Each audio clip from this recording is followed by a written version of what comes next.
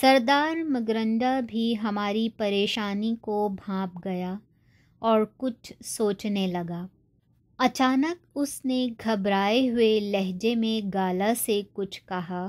میں نے جب گالا سے دریافت کیا کہ سردار نے کیا کہا ہے تو اس نے بتایا کہ سردار کہہ رہا ہے کہ اس جنگل کے آخری سرے پر واقع پہاڑوں کے دامن میں ایک آدم خور قبیلہ رہتا ہے جس کے باسی جنگلی درندوں کی طرح زندگی گزارتے ہیں۔ ممکن ہے محمد علی خان اس قبیلے کی طرف جا نکلے ہوں یا دوران راہ قبیلے کے لوگ ان سے ٹکرا گئے ہوں اور خان صاحب کو قبیلے والوں نے پکڑ لیا ہو۔ یہ سن کر تو ہمارے ہوش اڑ گئے۔ ہمیں کیا علم تھا کہ جن آدم خوروں کے بارے میں ہم صرف کتابوں میں پڑھا یا MGM کی فلموں میں دیکھا تھا ان سے کبھی یوں مڈ بھیڑ بھی ہو سکتی ہے۔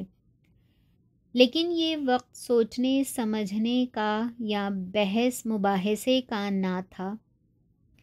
ہم پر ایک ایک لمحہ ایک ایک صدی بن کر گزر رہا تھا، لہٰذا منٹوں کے اندر ہم نے اپنا سامان سمیٹا، اب اسے جیپوں میں پھینکا اور گاڑیاں اسٹارٹ کر کے برق رفتاری کے ساتھ مگرنڈا کے بتائے ہوئے مقام تک پہنچنے کی کوشش کرنے لگے۔ لیکن وہ جنگل تھا، کوئی رامپور کی ٹھنڈی سڑک نہ تھی۔ تھوڑے تھوڑے فاصلے پر ہمارے کارواں میں شریک کوئی نہ کوئی جیپ کسی گڑھے یا کھائی میں پھنس جاتی یا گھنی جھاڑیاں یا زمین تک لٹکی ہوئی شاخیں ہمارا راستہ روک لیتیں، جنہیں کاٹ چھانٹ کر ہمیں راستہ بنانا پڑتا۔ جہاں ہمیں چند منٹ رکنا پڑتا وہیں ہمارا دم گھٹ کر رہ جاتا۔ جیپوں کی ہیڈ لائٹس روشن تھیں اور سرچ لائٹس نے بھی جنگل کو بقعہ نور بنا رکھا تھا۔ تاہم پھر بھی کہیں نہ کہیں راستے میں رکاوٹ کھڑی ہو جاتی۔ خدا خدا کر کے جنگل کی یہ بھول بھلیاں ختم ہوئیں اور ہم نسبتاً ایک کھلی جگہ پر نکل آئے۔ سردار مگرنڈا نے گالا کے توسط سے ہمیں یہ بتایا کہ اب وحشیوں کا قبیلہ قریب ہے۔ تب ہم نے گاڑیوں کو پوری رفتار پر چھوڑ دیا، لیکن ایک اور آفت ہماری منتظر تھی۔ ہم نے صرف یہ دیکھا کہ ایک گھنے درخت کے اوپر سے کسی جانور نے اس جیپ پر چھلانگ لگائی جس پر مولوی سلامت اللہ اور حنن خان سوار تھے۔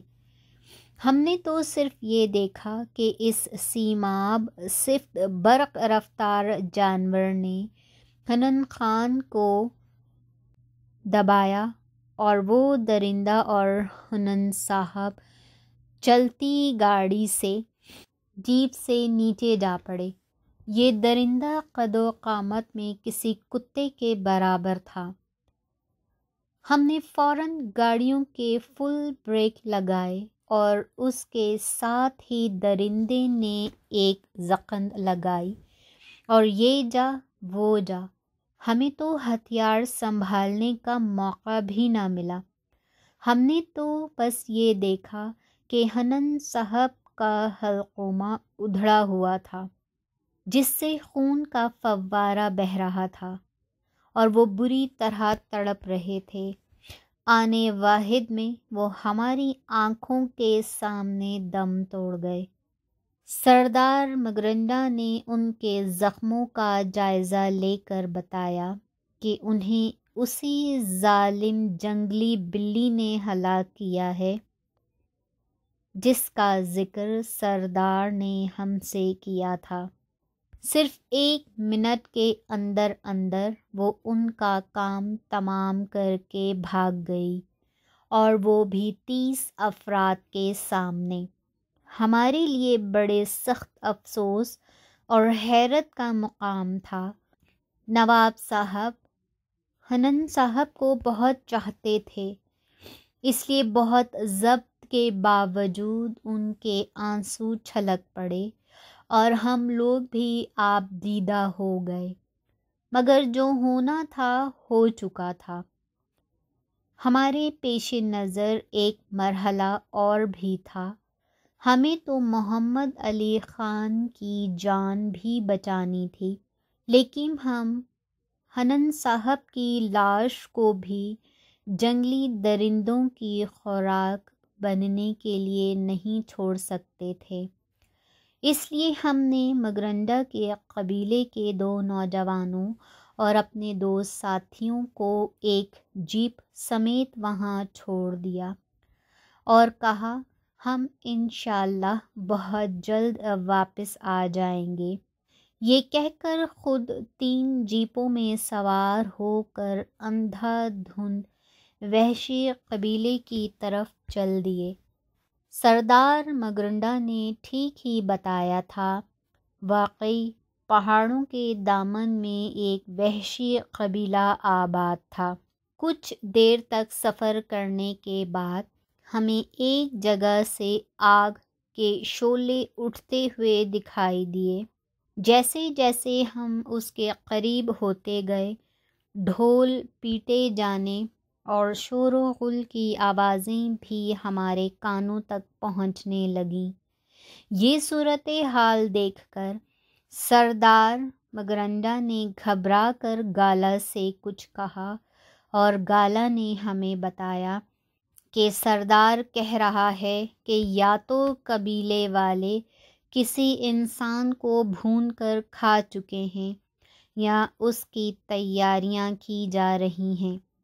یہ سنتے ہی ہم لوگوں کے جسم میں تو جیسے بجلی بھر گئی، اور ہم نے اللہ کے آسرے پر گاڑیوں کو پوری رفتار کے ساتھ چھوڑ دیا۔ اس وقت نہ تو ہمیں گاڑیوں کے اٹھنے کا خطرہ تھا، نہ جان جانے کا خوف۔ جیسے جیسے ہم وادی کے قریب ہوتے گئے، ویسے ویسے منظر صاف ہو کر ہماری آنکھوں کے سامنے آتا چلا گیا۔ ہم نے دیکھا کہ بہت سارے برہنہ وحشی انسان ایک جگہ جمع ہیں۔ درمیان میں آگ جل رہی ہے، جس کے گرد کالے کالے بھوت جیسے لوگ ناچ رہے ہیں۔ دور کوئی آدمی ایک درخت سے بندھا ہوا ہے۔ میں نے جب دوربین کے ذریعے اس شخص کو بغور دیکھا تو پھر شک و شبے کی کوئی گنجائش نہ رہی۔ وہ شخص محمد علی خان ہی تھا، جسے انسان نما وحشی درندوں نے برہنہ کر کے ایک درخت سے باندھ رکھا تھا۔ پھر کیا تھا؟ ہم چشمِ زدن میں ان کے قریب پہنچ گئے، سرچ لائٹس لہرائیں اور ان درندوں پر فائر کھول دیا۔ وہ لوگ جو انسانی گوشت کھانے کی لالچ میں جمع تھے، اس خوشی میں اتنے مست تھے کہ انہوں نے اپنے شور اور ہنگامے میں گاڑیوں کی گڑگڑاہٹ کی آواز بھی نہیں سنی تھی۔ ایک ایک کر کے ڈھیر ہوتے چلے گئے، 20-25 تو وہیں گر گئے، اور باقی ماندہ لوگ سب کچھ چھوڑ چھاڑ کر بھاگ کھڑے ہوئے۔ ہم لوگ چند لمحوں میں محمد علی خان کے قریب پہنچ گئے اور انہیں رسیوں کی بندشوں سے آزاد کرایا۔ محمد علی خان کی 70 پوشی کے بعد ہم نے انہیں جیپ میں ڈالا اور واپس اس مقام تک آئے جہاں حنن خان کی بے گور و کفن لاش پڑی تھی۔ ایک زندہ لاش اور ایک مردہ جسد خاکی کو لیے ہم لوگ منگولوں کی بستی میں پہنچے۔ بستی پہنچ کر بھی محمد علی خان بے ہوش تھے۔ انہیں کئی گھنٹے بعد ہوش آیا تو اندازہ ہوا کہ ان کے ہوش و حواس درست نہیں تھے، کیونکہ خان صاحب ہمارے قریب کھڑے ہوئے منگولوں کو دیکھ کر چیخیں مارتے ہوئے دوبارہ بے ہوش ہو گئے۔ غالباً انہوں نے منگولوں کو بھی آدم خور تصور کیا تھا۔ بڑی مشکل سے ان کے حواس درست ہوئے تو انہوں نے بتایا کہ وہ جنگل کے قدرتی مناظر کی عکاسی کرتے ہوئے کچھ دور تک نکل گئے تھے۔ اچانک کسی درخت کے اوپر سے رسی کا ایک پھندا ان کے گلے میں آ پڑا، اور پھر انہیں کچھ یاد نہیں کہ کیا ہوا۔ خدا کا شکر ہے کہ وہ اس تمام عرصے میں مسلسل بے ہوش رہے، ورنہ تو خوف کے مارے ان کا دم ہی نکل جاتا۔ حنن خان کی موت اور محمد علی خان کے حادثے کے بعد وہاں رہنا اور شکار کرنا ہمارے لیے ممکن نہ تھا، اس لیے ہم آہوں اور سسکیوں کے ساتھ حنن خان کو اسی قبیلے کی حدود میں آخری آرام گاہ تک پہنچایا اور خود ہندوستان لوٹ آئے۔ ہاں صاحب، کبھی یوں بھی ہوتا ہے کہ شکاری خود شکار بن جاتا ہے۔